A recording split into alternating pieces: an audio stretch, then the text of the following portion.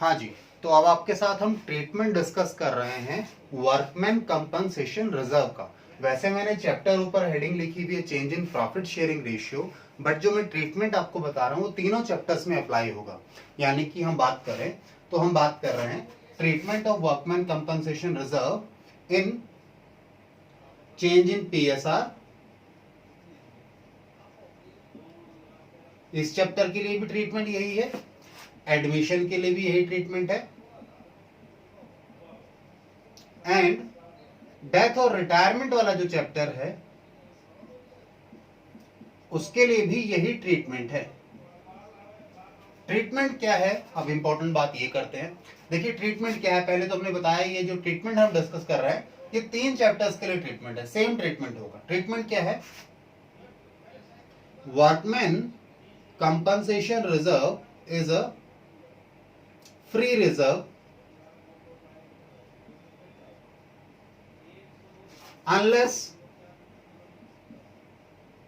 any claim is claim या liability, claim या फिर आप liability कह सकते हैं, liability arises due to workmen's, या पेएबल लिख लीजिए इसे, पेएबल टू वर्कमेंस। ठीक है, यानी ये रिजर्व फ्री रिजर्व है, ठीक है। बट फ्री रिजर्व कब नहीं है, अगर कोई लायबिलिटी या क्लेम इस रिजर्व के अगेंस्ट आता है तो आपको वो पे करना पड़ेगा, उसके बाद जो बच जाएगा वो आपके लिए फ्री रिजर्व माना जाएगा। यानी अगर कोई लायबिलिटी नहीं है, मैं आपको सिचुएशन देता हूं, कुछ सिचुएशंस लीजिए। Situation number 1, no claim against workman compensation reserve. वैसे ये तो हमें पता ही है वर्कमैन कंपनसेशन रिजर्व ये क्या है, क्योंकि कई बच्चों की ये भी डाउट क्वेरी आता है कि वर्कमैन कंपनसेशन रिजर्व है क्या। ये रिजर्व फर्म या बिजनेस बनाता है, ठीक है। एक रिजर्व बनाया गया है, प्रॉफिट में से निकाल कर कुछ अलग रख लिया गया है, रिजर्व है। और ये रिजर्व किस लिए रखा गया है, आपके वर्कमैन को, आपके स्टाफ को, आपके एम्प्लॉइज के लिए कल को उनके साथ कोई दुर्घटना हो जाती है, यानी आपको उन्हें क्लेम पे करना पड़ता है, ठीक है ना। एक्सीडेंट हो गया एम्प्लॉय का, इस तरह की सिचुएशंस में आपको अपने एम्प्लॉइज को क्लेम पे करना पड़ता है, तो उसे कंपनसेट करने के लिए आपने एक अलग से रिजर्व बना रखा है। तो मैंने क्या कहा, आपके पास कोई क्लेम नहीं है, आपका जो वर्कमैन कंपनसेशन रिजर्व है इसके against no claim is there, then आप क्या करेंगे, distribute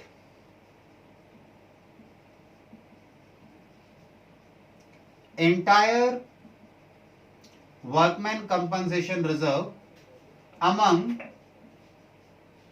old partners in old ratio।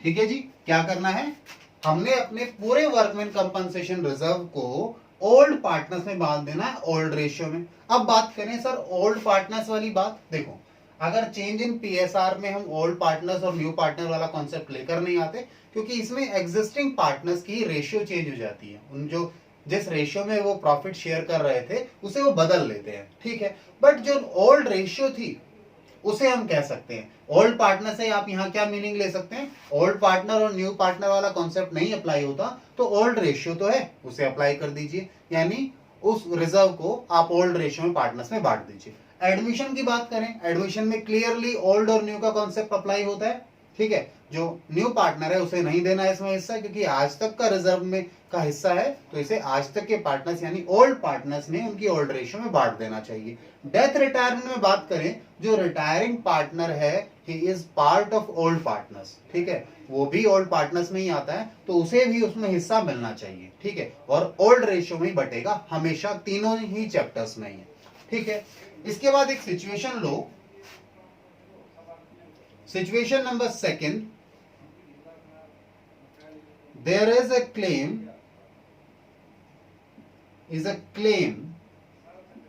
against reserve against workman compensation reserve.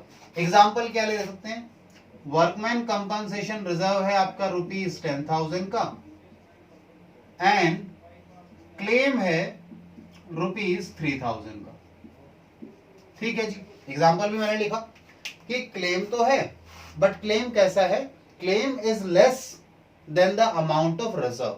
क्या मैं इस बात को लिखूं इसमें जोड़कर, या इससे एग्जाम्पल समझ जाएंगे कि क्लेम जो है वो रिजर्व के अमाउंट से कम है, तो आप क्या करेंगे, रिजर्व के अमाउंट से ये जो नुकसान है, ये जो क्लेम आया है, इसमें से रिजर्व में से दे दो इसको। ठीक है, 3,000 रुपए घट जाएंगे क्लेम अगर पे करेंगे तो। रिमेनिंग जो रिजर्व बच जाएगा, रिमेनिंग रिजर्व कितने का बचेगा, 7,000 का बचेगा। 7,000 को ये पहले वाले केस में बांट दो, यानी जो रिमेनिंग 7,000 बच जाएंगे उसे आप पार्टनर्स में बांट दीजिए। ठीक है, तीसरा केस आप लें,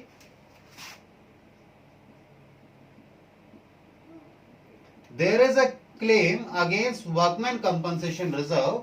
और एग्जांपल देखिए, क्लेम के साथ में एग्जांपल दे रहा हूं, सिचुएशन क्या होगी कि आपका वर्कमैन कंपनसेशन रिजर्व है ₹10,000 का एंड क्लेम है ₹15,000। ओहो, ये गड़बड़ हो गई।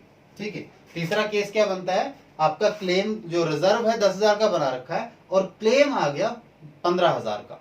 तो इस 15,000 के क्लेम के लिए आपने कहा ये तो 15,000 का नुकसान हो गया, कैसे भरपाई होगी, तो हमने कहा 10,000 तो कहां से ले लो, रिजर्व से ले लो, और जो बाकी बच गया, बाकी लॉस कौन बियर करेंगे, old partners old ratio. Admission में ओल्ड पार्टनर्स आपको पता है कौन होते हैं, रिटायरमेंट में पता है, चेंज इन पीएसआर में जो ओल्ड पीएसआर वाले पार्टनर्स थे, यानी ओल्ड पीएसआर में बांट दो, क्योंकि यहाँ पे तो ओल्ड और न्यू का कॉन्सेप्ट नहीं आता चेंज इन पीएसआर में। तो आई होप ये बातें आपको क्लियर है। तो कोई मुश्किल कॉन्सेप्ट नहीं है, सीधी सी बात है, रिजर्व है, अगर इसके अगेंस्ट कोई लायबिलिटी है तो उसे सेटल करो और जितना अमाउंट बच जाता है वो पार्टनर्स में बांट दो। लायबिलिटी ज्यादा है, रिजर्व कम पड़ रहा है, ठीक है, तो क्या करो, लायबिलिटी के लिए जितना रिजर्व एडजस्ट कर सकते हो पूरा एडजस्ट कर लो, रिमेनिंग लायबिलिटी के लिए, रिमेनिंग लॉस के लिए आप पार्टनर से पैसा मांगो। ठीक है ना, तभी तो लॉस भी खत्म होगा। चलिए, तो ये वर्कमैन कंपनसेशन रिजर्व का ट्रीटमेंट है, सिंपल है, खामखा कॉम्प्लिकेट करने की जरूरत नहीं है, और हर चैप्टर में सेम ही ट्रीटमेंट है। तो ऐसा नहीं है कि हम जब एडमिशन पर जाएंगे, डेथ रिटायरमेंट पर जाएंगे तो इसे दोबारा से कुछ नया सोचने की जरूरत है, सिंपल इसी चैप्टर वाला लॉजिक ही आगे भी अप्लाई हो जाएगा। चलिए, तो इसे नोट डाउन कर लीजिए, फिर हम आगे चलेंगे, क्वेश्चंस कर लेंगे अब आगे आपके साथ कुछ।